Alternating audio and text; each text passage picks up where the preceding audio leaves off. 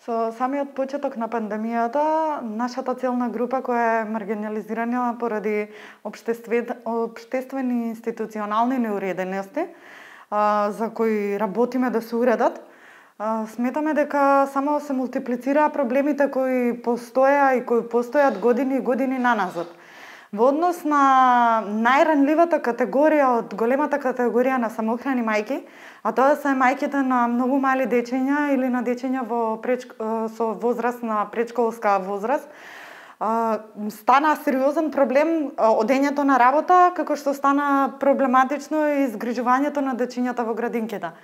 Со донесувањето на различни типови стратешки мерки за анулирање на штетата настаната од вонредната состојба, очекувањата на нашата граѓанска организација беа да се обрне должно внимание на нашата целна група и да се скројат мерки соодветни да им помогнат да функционираат при мултиплицирани проблематични ситуации. Тоа не е нешто кое се случи, иако имаше препорака да се згрижуваат, на која сме многу среќни, да се згрижуваат приоритетно дечињата со еден родител или од еднородителски семејства. Сепак проблемите останаа и се зголемија со тоа што направивме кратка пилот анкета кога почнавме да комуницираме во однос на згрижувањето во градинка. Само 40% од самохраните мајки кои се обиделе своите деца да ги запишат и да ги вратат во градинките, имале успех во таа своја намера. 20% се на листа на чекање, другите 20% не се воопшто апликативни да можат да ги запишат своите дечиња во јавна претшколска државна установа, поради фактот дека не се во работен редовен однос. Во групата на невработени или оние кои не се на официјалниот пазар на труд, имаме различни категории и подкатегории. Проблематично е тоа што жените кои беа само вработени, а се самохрани мајки, не можат да ги запишат децата во градинка, не можат да користат ниту една мерка која се однесуваше на работодавците заради тоа што се само вработени. Жените кои беа на дел од неформалниот пазар на труд, како што е неформалниот пазар на труд е една сфера која е неофицијална и од која се дел голем број на самохрани мајки, токму поради непостоење на државна уреденост да тие лесно можат да се интегрираат на пазарот на трудот. И овие жени останаа со своите дечиња дома и немаа можност да заработуваат за живот. Имаме проблематични ситуации исто така со представнички од невладиниот сектор кои исто така работат активно долги години наназад во оваа држава, работат токму на усовршување на државните механизми и на овозможување на права на ранливи категории на граѓанки, но тие се хонорарно ангажирани, заради тоа што граѓанскиот сектор во 90% работи врз основа на хонорарни ангажмани. Инаку исто така, оние кои беа уметници, кои имаат авторски договори, кои работат како фриленсерки жени, сите тие останаа затворени дома со своите деца и немаа право ни да аплицираат за да ги стават на ред на чекање во градинките. Оние кои се ставени на ред на чекање исто така не можат да се вратат.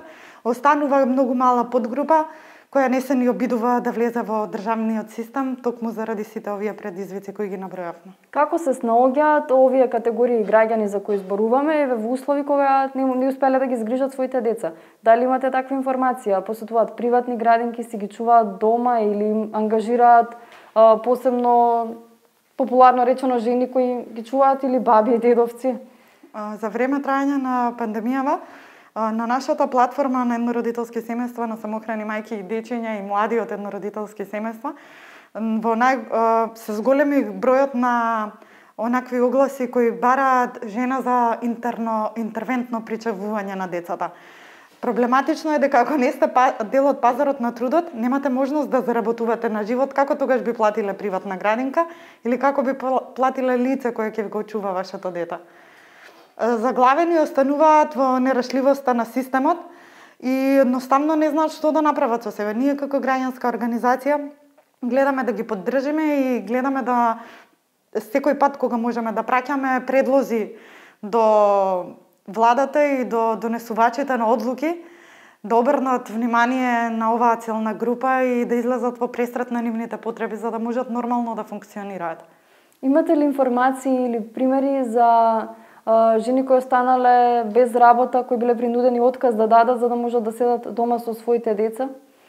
Во овој период таков број на случаи има многу, иако постоje и пред пандемијата. Посебно за време на пандемијата и посебно кога станува збор за мајки на дечиња кои имаат потешкоти во развојот, кои се дополнително ранлива категорија и кои треба да бидат подложни на дополнителна и построга изолација од околината, како што и сите всушност правиме според препораките на Комисијата за заразни болести. Но кај овие најранливи групи е најпровидна оваа проблематика, дека не постои систем, не постојат закони и не постојат мерки кои би ни овозможиле нормално да функционираме. Што е решението што на краток рок би можело да се преземе според вас? Ова е едно прашање со кое секојдневно се соочуваме, како јас, така и сите од тимот на Една може, заради тоа што дојдене проблематиката со еднородителски семејства до таков вид на кулминација што сите бараат веднаш инстантни решенија. Инстантни решенија не знаеме, не нудиме, не можеме да смислиме за долгорочни решенија кои ќе остварат долгорочен импакт и ќе останат и во иднина и за нашите деца кога евентуално би дошле во вакви ситуации. На такви решенија секојдневно работиме не само јас, туку и целиот тим на Една може. Добро, неколку примери да кажете, да посочите. Например, она кое го работиме во овој период е наоѓање на решение за долгорочно пронаоѓање на државен архив, кој би можел да биде архив на еднородителски семејства, каде би имале евиденција. Кога веќе имаме евиденција, би се карактеризирале како целна група. Ние во државава не сме ни признаени како целна група. Понатаму бараме дефинирање на статусот на еднородителско семејство. Дефиницијата на еднородителско семејство и дефиницијата на самохран родител може да дојде само доколку постои некаков архив, од каде ќе црпиме информации, од каде системот треба да не нахрани со информации, за да ние можеме да создаваме миродавни решенија кои би биле соодветни и применливи во пракса, не би биле мртво слово на папиру.